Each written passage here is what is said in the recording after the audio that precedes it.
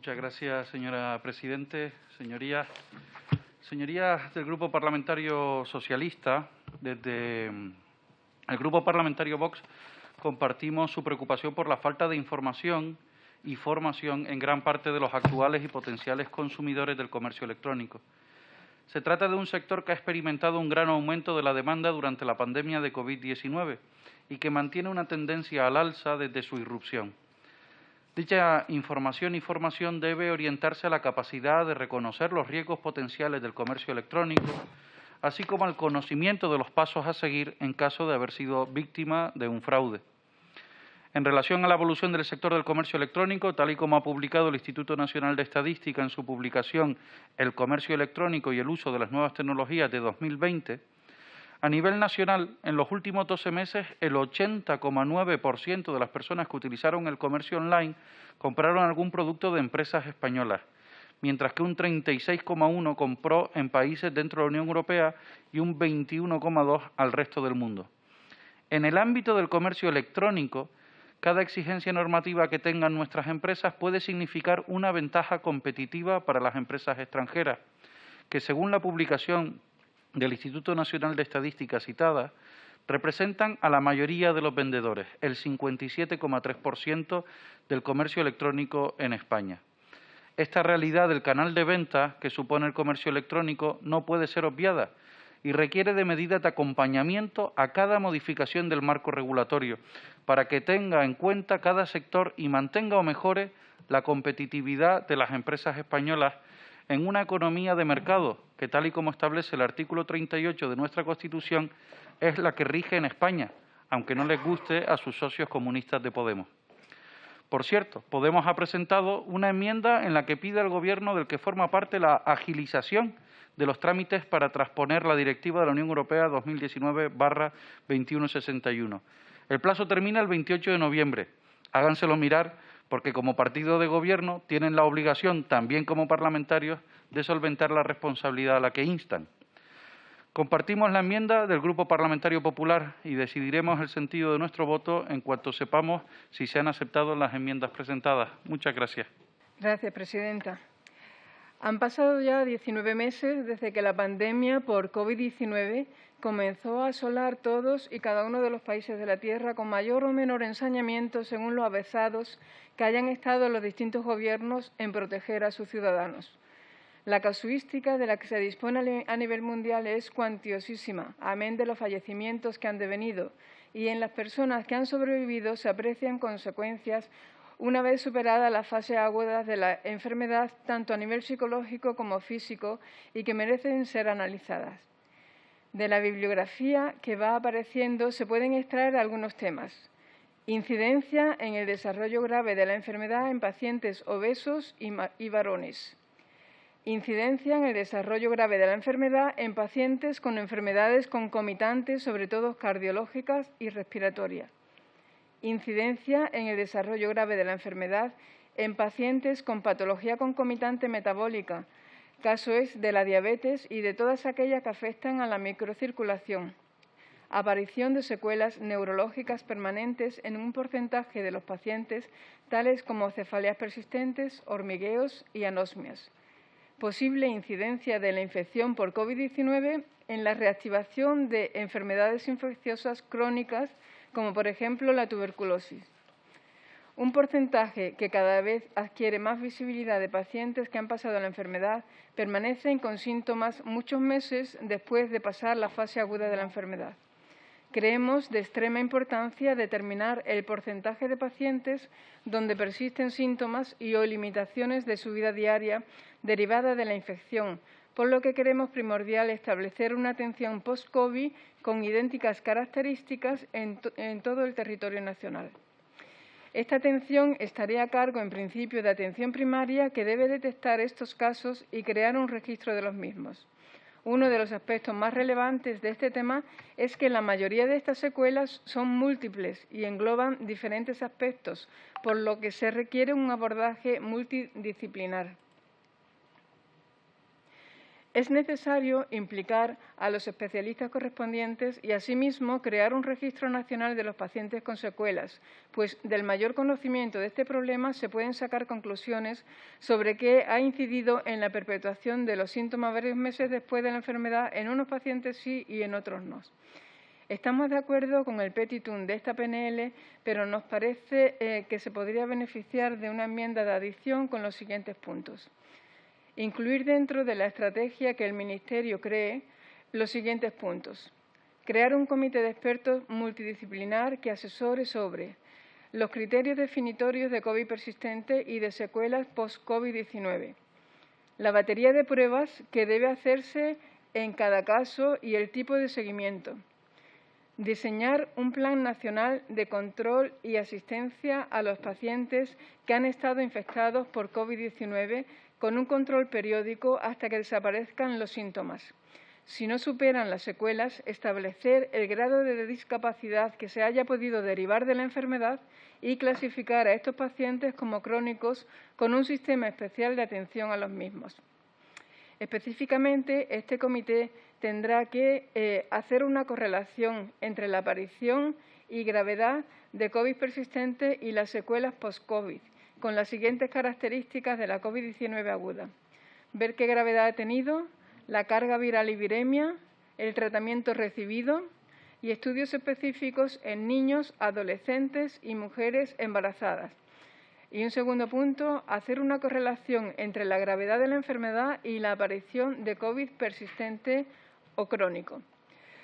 Apoyaremos esta iniciativa y han sido aceptadas nuestras enmiendas. Muchas gracias.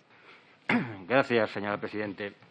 Miren, señorías, estaremos de acuerdo en que la vida es el bien más preciado que tenemos y que cualquier cosa puede llegar a tener solución, excepto una, que es la muerte. Y como bien dijo el crítico inglés John Charlton Collins, el suicidio es la peor especie de asesinato que existe, porque es el único que no deja lugar al arrepentimiento.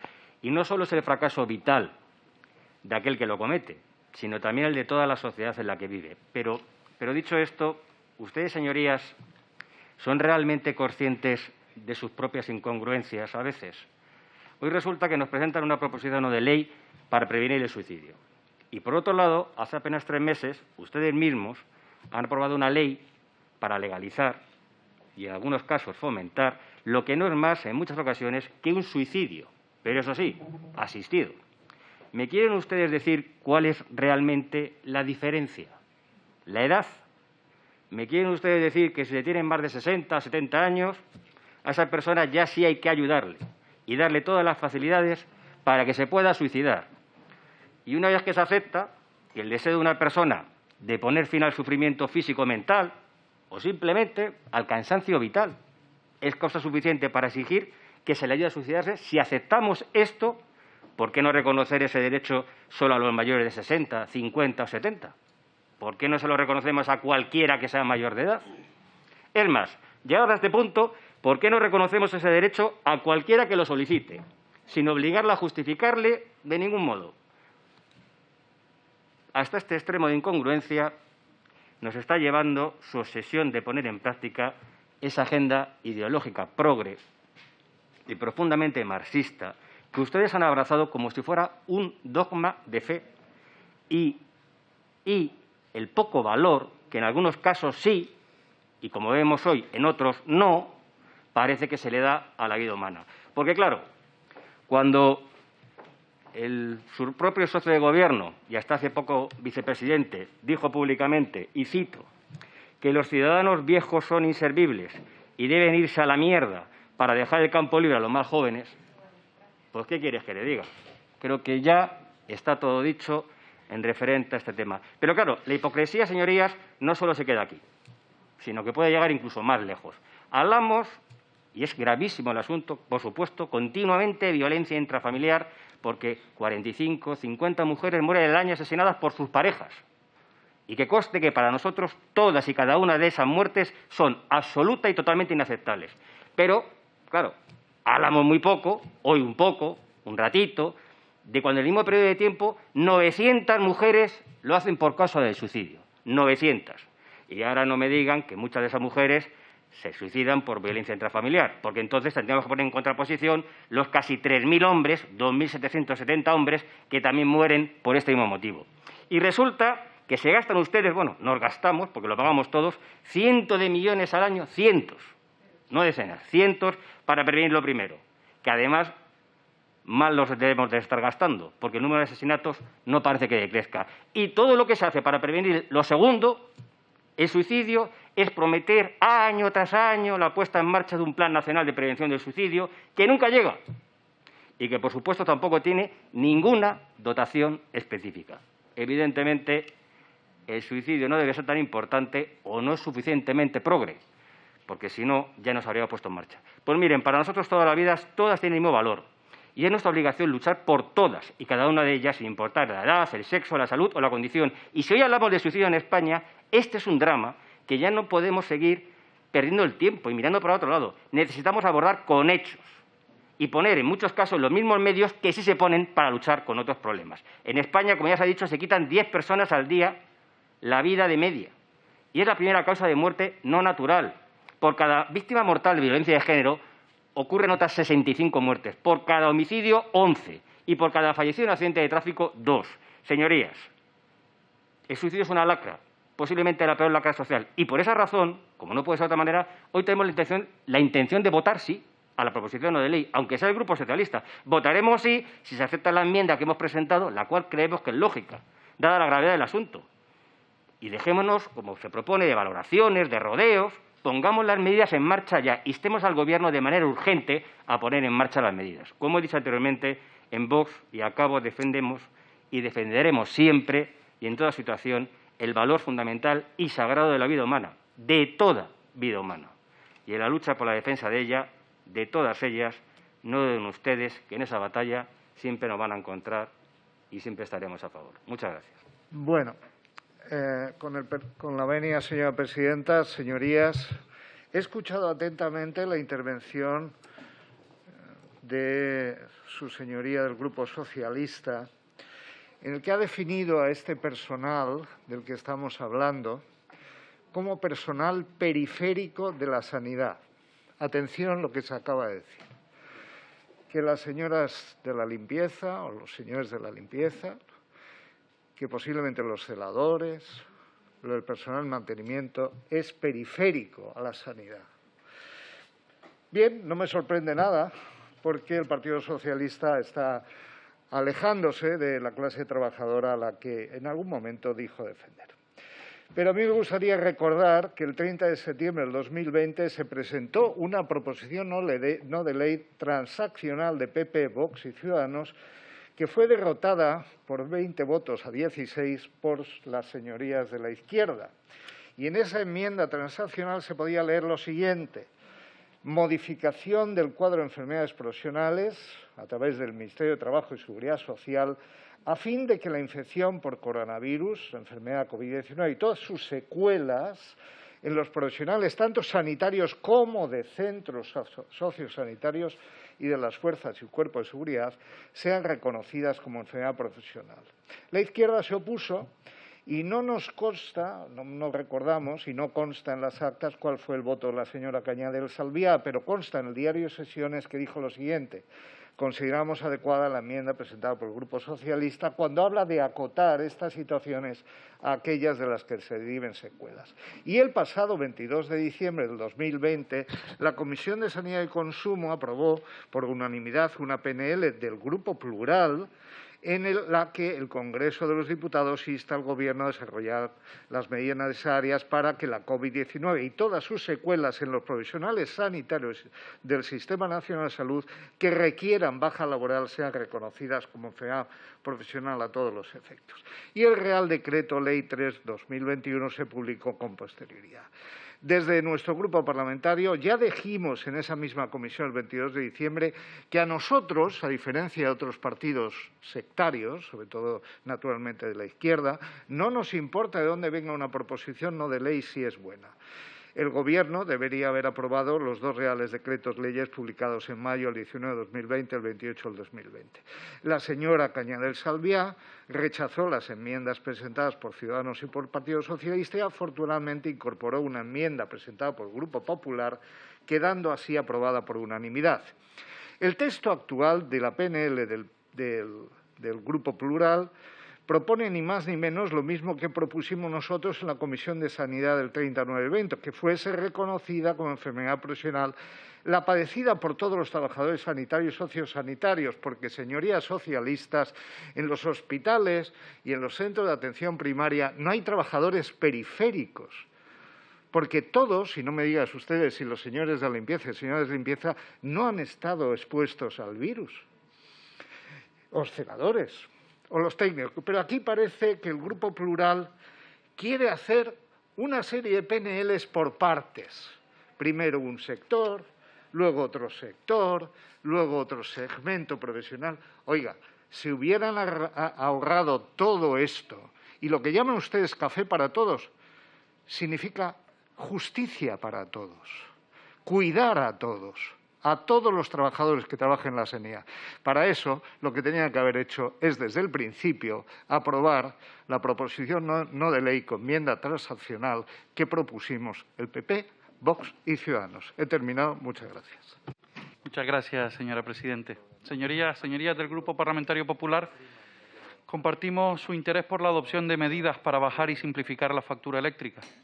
Sin embargo, es inevitable preguntarse por qué no adoptaron ustedes las medidas indicadas cuando gobernaban.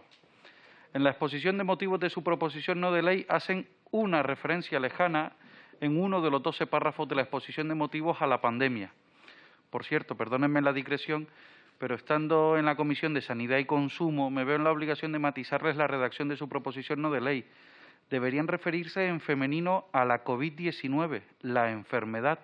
Lo que es masculino es el virus que origina la enfermedad, el SARS-CoV-2. En cualquier caso, y retomando la intervención, la fundamentación de su iniciativa responde a un marco estructural respecto al mercado eléctrico. Por lo tanto, hubiese agradecido una explicación sobre por qué proponen una serie de medidas que ustedes no adoptaron cuando gobernaban. Hemos presentado una enmienda de adición para instar al Gobierno de España a combatir la pobreza energética, poniendo así el foco de la acción política del Gobierno en la atención a los más necesitados, con 3 medidas. La primera, elaborar un estudio cuando se cumpla un año de la entrada en vigor de la orden de 19 de abril acerca de su incidencia real en la pobreza energética de España, con el fin de promover las medidas legislativas oportunas para reducir dicho fenómeno. En segundo lugar, promover la disminución del coste eléctrico a través del estudio de la exención de la fiscalidad o aplicando un gravamen de electricidad con el tipo reducido del 4% de IVA, aplicable a un bien esencial como es la energía, con el fin de erradicar la pobreza energética en todo el territorio nacional. Tengo que aclarar, como ya han hecho quienes me han precedido en el uso de la palabra, que hoy el Gobierno de la mentira nos ha sorprendido con la reducción del IVA al 10%, después de haber afirmado reiteradamente que no podía hacerlo. No se han disculpado por sus mentiras al negar esta posibilidad hasta hoy. Tampoco nos queda claro si se trata de una medida con una vocación de temporalidad, porque seguramente no está dirigida a aliviar a los españoles, sino a enmascarar los indultos a los golpistas independentistas catalanes, indultos que prometieron no conceder. En fin, mentira tras mentira y sin ningún tipo de recato o vergüenza. Coincido con la doctora Medel que no se trata... ¿Perdón? Medel. Perfecto. Agradezco la corrección. No, y le agradezco muchísimo la corrección. Continúe, doctora Medel. De que no se trata de un problema de salud mental, sino de una absoluta degeneración moral del Gobierno. La tercera medida que proponemos en nuestra enmienda es promover, a la luz de los últimos cambios normativos acontecidos en el marco del vigente Fondo Nacional para la Sostenibilidad del Sistema Eléctrico, la reevaluación de las medidas sociales aparejadas a la lucha contra la pobreza energética, con el fin de promover las actuaciones necesarias, efectivas y suficientes para paliar este problema en España.